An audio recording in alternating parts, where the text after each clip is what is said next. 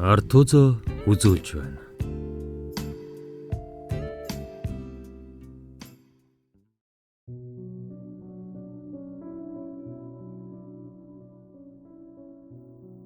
Зохиолч Мөнхбаатар Гэгдүгийн бөгж.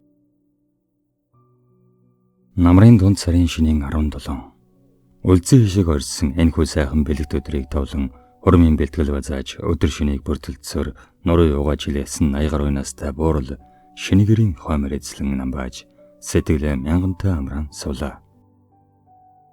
Ядарч туйлдсан боловч баярлаж доглохыг хослуулан найрын шугаанд сэтгэл эвлэн ирсэн зочдыг тойруулан харж идэ будаа зооглон эргэмсэн хүндэтгэлтэйгээр тухлан суугаа тэр хөгшин энэ найрын чимэг насны хувьд тэргүн байв.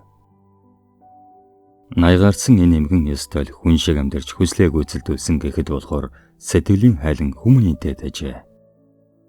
Нутаг усныхан түүнийг буурал ажаа гэж авгаалan хэн хөнгөө хүндэтгэх бөгөөд тэрээр бүгдийнх нь ээж болж үгэн цагиж гараа сунгаж суудаг буураа байв. Шинэгэрийн эзэн Эрдэнэ сан бол 20 гаруй настай бөгөөд өргөмөл амин хүүн билээ. Өдийн наслахтаа нартын тавиланг сэтгэлдээ иргшээж наан цаантай амьдралыг бодолдоо чагдлсан сүрхий чамбай хөгшин аргагүй л нэг ёх гэж сууга харагдана. Эмгэн ихийн завраар нэг бүрчлэн зүтгүүлж нэгэн бие бөөгнөөсөр шившинхэн агаад тог тухтай сайхан гэрийг төгөөрж дутуу хөтөө юмгүй шинэ хайл сөмбөрлөн босчээ. Хаягны алчуур халбах шанаг арга хөөхнөөс эхлүүлэн айлгэрт хэрэггүй юм гэж нэгэхэн үгүй. Авдар савыг нь дээл хувцас оргоод дүргэж эмээл газар сорногт гээд эдгээр хэрэглээ болох бүх ил зүйлийг огт дутаалгүй бэлджээ. Найрын өдөр хуран зөвлөсөн өргөн олон инхүү нүүр бардам гэгээ дүрэн тогтсон шинэ айлын галголонд бадран асхыг хард суугаа ажаам. Эрдэнэ сангийн сүйд бүсгүй эднийхээс холгүй. Буурал ажиг яхтай айл сайхалд олон жил явсан дүнжин өвгний гал дээр гарсан ганц зай охинтой сэтгэл зүрхээ холбон айлгэр болж дуурга туцгаарлаж буй билээ. Буурал ажаа өвгнийгөө амьд сэрүүн явахт нь төвчнгийн ихтэй айл сайхал нутаглаж хангаан дэнж голын хөвөө зэгс нуур зэрэглээд тал цан хүрээг савссан өвөлжөө бууз цагаан манан татсан намар жанудаг ер нь хаал бол хаяа хамар хатган айлсаж иржээ. Аргадж ухааруулсан ардын дуугаар шуранхайлсан сайхан найр цээж дөрөн халгаатай энэхүү найраас 10 жилийн өмнө болсон нэгэн явдлыг бижигч бибээр хүүрнэн өгүүлээ. Сонсогч авхаа та таалан болгоно. Буурал ажаа 70 гаруй настай аль байж дөвчин өвгний думаалахгүй гэр орноо захиж үлдээгээд хотод бие үзүүлэхээр зүтгүүлсэн сайхан эмгэн баг хүүхнээсээ зүгдэн халаг иж яхаа гэж уулга алдан урагшгой шиг ишгэлсээр хотын төв гудамжинд орж ирлээ. Жигт дэвжрэм шуугаан олон хөлийн зөрөлдөн машин тэрэгний холхион дундаас нэгэн өрөвдгөн жигтэй зүйлийг олж хараад буурал ажаа гайхан мэлмэрч халаглан шогшров. Жамаа мэдэг хийгээд ариун гангийн альстай сайхан үнэртэн биедээ сэгнүүлсэн баг хүүхнийхээ бүдүүн буугнаас тасаадхан бараг нүдэн анин шахуу алгаж явсан буурал ажаа гуйлг гуйж суугаан нэгэн хүүг харангуйта зүрхэн зогсчих шахжээ. Намар орой болж анхны цас орсон сэрүүн цагаар хөдөөнийхэн бол хөөнтэй дээлдэг хонь мод явхад ч бараг даарахар үе байсныг яана.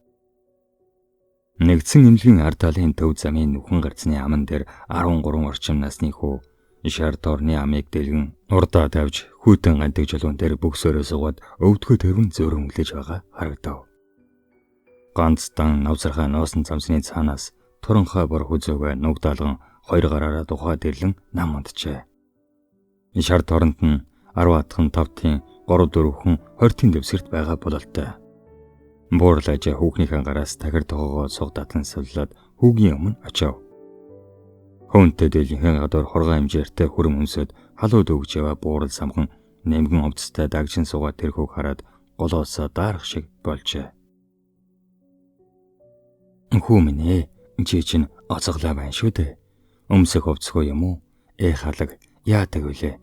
Гэгчмэнэр хүүгийн эзэрэн эрүү амаа хавиралдуулан уугаад суугаад минь урам сэргээсэн уугуул нутгийн минь амттайхан цай олон төмний минь ундаан болсон оршлон ганцхан ээжээ минь чансан цай ингэж өргөжлүүлэн дуулж эхлэв.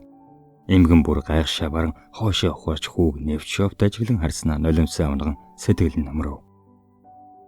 Хүүгийн дүрлэгээр алаг нүдэнд далдын гоныг хідэнээ сууж цагийн зовлон шигдэн хурсныг гэрхэн эмгэн юу ис андах үлээ. Алив хүү минь бас ижийн цай хоол авч өгье. Наада тортой юм хомчих. Ингээд эргэн тойрны орчныг нэгжин харснаа хүүхэндээ. Дулаан газар хоол цааны ганц энд байдаг үсттэй. Ингээд хүүхэн нь их рүүгээ яруулсан зөөлөнгөгч нударснаа. Ээж минь дээ энэ хотод ядуу хүнийг хинч хоолдгүй юм. Хооллох байтугай холуур тойрон өнгөрдөг маа. Алив явцгаая. Гэж зөрөлдөн өнгөрөх хүмүүсээс ичиж эмгэнийг татаж чангаав. Юу гинэ? Хар нэлгаас чинь би чамайг мөмө үлгүүлж өсгсөн. Ижихийн өмнөөс төмөр шиг хүйтэн үгээр царгиж хэлхийг хин чамд заагаав. Яасан муухай хувирсан хүн бэ чи? Ингэж хүүхнээ зандрав. Өнөө хүү тэр хоёрыг ээжлэн хараад гайхшаа баран дэмийл бүлдгнэж байх оронд эмгэн дүүнийг шавдуулан. Бас хүү минь эмэн сайхан хоолунд авчиг ивэмэн. Ингээд зэлхүүдэн гараас нь хөдлөн шатаар өгсөв. Хүүгэнэд сэхэрэн. Эмээ тэнд хоолны газар байгаа. Ингээд эмгэн. За сайн байна. Миний хүү дагаад яваад байгаарай. Ингэлээ. Гуйлагчин гэрээгээ хөдлөн цайны газар руу орж яваа ижихэн араас хүүхэн дагахтаа дотроо ихэд дөрөөцөн. Ээж мөнч дураараа хүн шүү. Хөдөөнийхэн бүдүүлэг гэдэг нь тамтаггүй хүмүүс юм а. Ердөө юм үзээгүй. Ингээд шэлбэлзэн алгасаар араас нь орж зайдуу хол суугаад цонх руу ширтэн хөлөөв. Миний хөө сайн идэж уугаад дулаа цадав. Хэдэн настай билээ? 13. Миний хөө энд удаан сууж болохгүй. Даарч бэрээд өвдчихэн шүү дээ. Эмэн хүүдээ мөнгө өгнөө. Гэр рүүгээ шууд гараарай. Хүүгийн нүдэнд гоныг зэллэн уртаар урт шүүр салдснаа. Эмээ би аавгүй болсон. Ээж минь арх их уудаг. Нэг ахтай суух гэж байгаа. Арх уугаад хоёулаа намайг зоддог. Гэв. Эмгэн хүүгийн яриаг сонсоод бондгс сэтэл зочжээ. Хүүхнээс нь дор хатуу сэтгэлтэй хүн бас байдгийг сонсоод бүр халаглан гайхав. Дэмэл холоос чих тавин суугаа хүүхэн рүүгээ горилсон нүдээр сөхрөн харлаа. Хүүхэн бороо дэшээ гэлбэлцав. Халаг гэж одоо яанда хүү минь арга мухарлаа. Зөөгч захиалсан хоолыг авчирхад хүү аяхтай халуун цаг оочлохын хамаар хар хөлсөн цутгаж тавхтай халбагдан идлээ. Хүүхэн хийгээ татаж чангаа. Одоо бид хоёр энлэг төзөөлөх ажилтай байна. Чамтай ярьж суух завгүй. Чи хоолоо идээд харна уу? Нөгөө газар очиж цооно бидэнд хамаагүй. Энэ эмээг ихэн ажлаад баярлаж яваарай. Ингээд буурлаж гараа сугтадж яваад хүүхэн рүүгээ муухай харснаа өөрөө удлан цоохор дааванд боосон мөнгө задлав. 3 ширхэг 20,000 дэсгэрд сарван. Миний хүү үгээр хүрэн бас гутал авч өмсөөрэй. Эмээгийнхээ насыг аваарай. Чи том болоод сайхан амьдрах хүү байна. Бурхан чамайг түшиж ивэг. Ингээд хүүхнийх нь нүд орой дээрээ голлон ухаан алдан унах шахжээ. Та чинь зөнөд бүр галзуурчихжээ. Яасан гэж ийм их мөнгө өгж байдаг хүн бэ? Чи бүр шолон болчихж өдөр бүр аяг хоол харамлахгүй үзэгсэн сэтгэлийг минь ийм муухай хүйтэн үгээр жиндөлж байгаа хүн үү чи? Ачааллыг минь бодож байгаа чинь энэ юм бидтэй. Хөргөн хүүгийн нулимстай нүдэнд совдон ож гэрэлтэн баярлаж ааш мотэх шиг булаагаас өртөн мөнгийг шүүрэн аваад халаасандаа хийв. Энэ цааны газрын ажилчид гайхан харж байх хооронд эмгэн хүүхэнтэй жирэгдэн хаалгаар гарчээ. Чи бүр шалан болчихж даан чи авда өр хүүхдээ их хүн бидтэй. Ядуу хүнд мөнгө өгвөл буян заяа дороотно гэдэг шүү дээ ээж минь. Харамч хүний амьдрал уруудан дорооттой гэж дуулж явснаас өглөгч хүний заяа дорооттой гэж 70 наслахтаа дуулаагүй билээ би. Хөөрхий хүүгээс болж тартур хийсэн их охин хоёр бие биендээ дуниж ихэд янзгүйхэн дуу муутахан явсаар өдөржин дугаарлаж хаалга уу цагаж хагас дотоо үзүүлээд оройхон харьцгаав. Маргааш өглөө ирлэн эмнэлэгт очиж мөн шинжилгээ оншилгоо эмч домжгсээр үдээс хойш болголоо. Эмнэлгийн урд талын жижиг зайны газарт орж хөлөөн амран аяг цай ууж содол өчигдөр тааралцсан хөөрхөн хүү шинэ хөрөм дулаан гутал авч өмсөд нүүр гараа угаан үс толгоогоо янзлуулчихсан бөөн инээ төр болон үүдээр орж ирэв. Эмгэн хүүг танин уулга алдан баярлахад хүүхэн түүнийг таньсангүй. Сайн уу эмээ? Таны би сайн байна уу? Шинжилгээнүүд зүгээр гарсан уу? Аашгүй овоо сайн байна. Эмээ хөдөөний хүн байгаа юм аа. Нөгөө өдрөөс буцна. Эм бичүүлж аваад боцгар боллоо. Ямар сайн бэ? Би таныг ирүүл байгаасаа гэж залбирч байсан. Таны мөнгөөр үүнийг авч өмссөн. Танд баярлаа гэж хийж чадаагүй юм аа. Тэгээд дахин эмнэлэг дээр дахин ирэх байх гэж бодоод өглөөнөөс хойш хүлээсэн. Цааны газар руу явж байхыг чинь цонхоор хараад гүйж ирлээ. Гэв. Хүүгийн гинэн томоогүй цайлхан занг эмгэн өхөрдөн. Зүгээр дээ хөөмн. Надад талархах яах вэ? Хичээл намаа сайн хийж ээж аавда туслаарай. Энэ л чухал шүү. Гэхэд хүүхэн нь хүүг дахин гойлго гоох байх гэж эмээсэндээ. За, дүүмэн баярлаа гэдгээ хэлсэн бол явж үз. Гэхэд хүү. Баярлаа эмээ. Ингэж санаа алдан хэлээд үүд рүү уран модохон алхав. Эмгэн жаахан сууснаа. Энэ бүр их ядар тойлцсон хэцүү амьдралтай хүү байна. Их дороо орсон амьдрал нь энэ хүүхдийг хэдэн зэрэг нуглан бүр сөхрүүлсэн бололтой. Би ер нь ихтэй уулзаад буцнаа. Ингээд шийдмэг босов. Эмгэн ухасгийн гарч хүүг дуудав.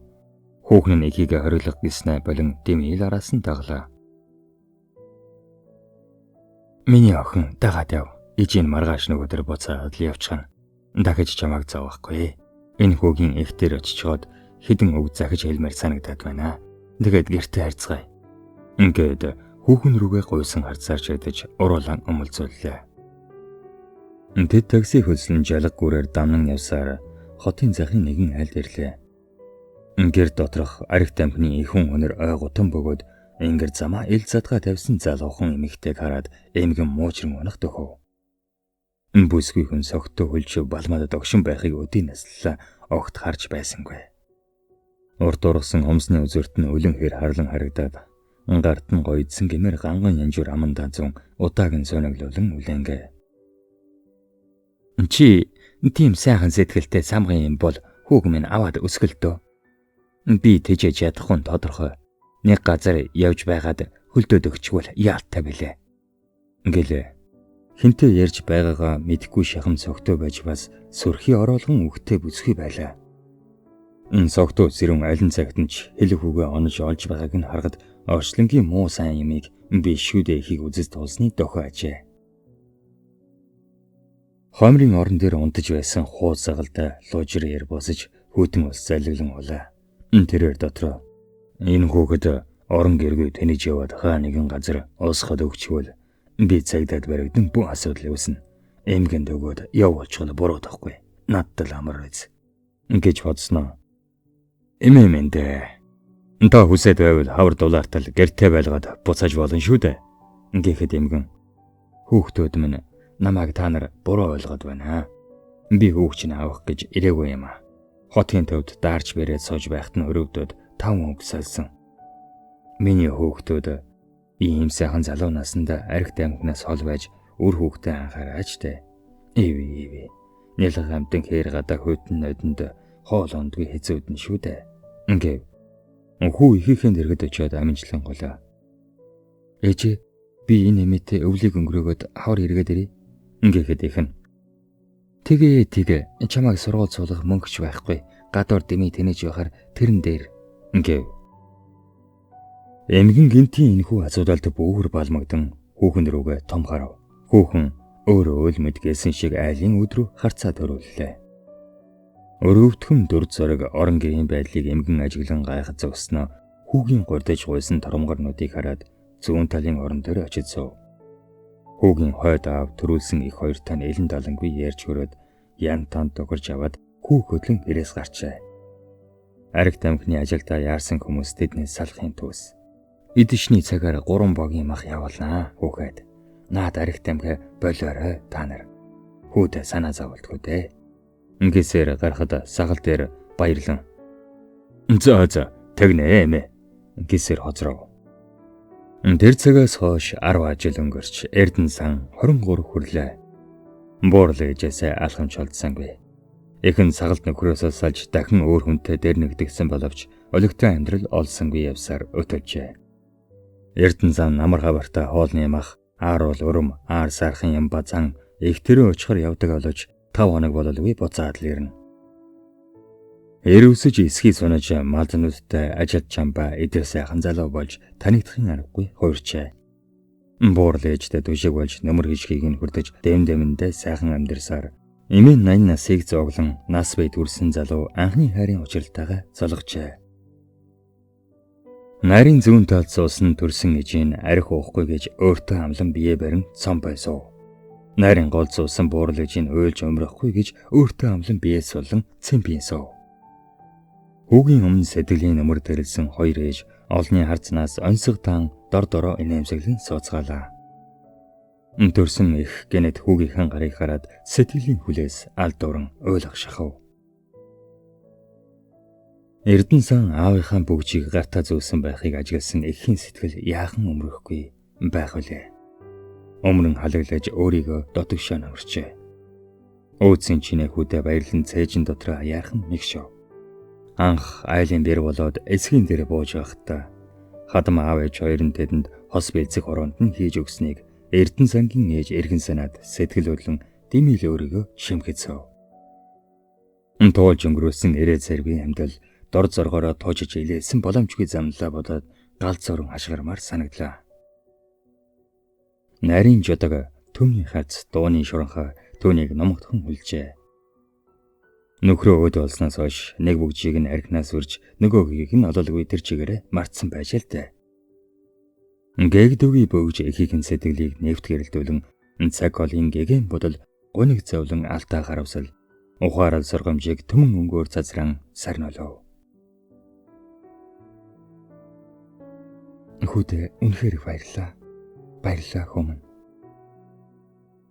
Буурал ээжээ болж буй бүхнийг дотроо мэдэж байгаад бол бусдаас тайван сууж хүү бэр хоёрынхон духан дээр үнсээд ерөөлөн хайрлаа. Эмээ, хүүхэд байх их хэцүү. Ямар ч бэр хөөж байхгүй. Зодуулгахдаа эсэргүүцэх чадалгүй учраас зөндөө хөвддөг. Өдөржин гуйлга гоохот хүмүүс мөнгө өгдөггүй. Хүүхэд хөдөлмөр хийж чадахгүй болохоор мөнгө олж чадахгүй. Тэгээд их үлсдэг. Хүүхэд мөнгөгүй болохоор өмсөх хувцас идэх хоолоо авч чадахгүй. Өөрийгөө авч явах чадалгүй. Ухаан суугаа болохоор ээж аавынхаа гарыг л хардаг. Ээж аав байхгүй бол хүүхэд ямар ч хүчгүй. Хүүхэд хайраас гадуур бол хичнээн солдорой билээ. Эрдэнэ сан хүүхэд байхдаа нулимсаа залгин хэлж байсан үгсийг буурал ээж нь ямагт санан хүүгээ дотроо өрөвдөж нэг байтугайг бодож явдаг байлаа. Харин одоо хүү минь хүчтэй хэний ч харыг харгааргүй том ир болсон.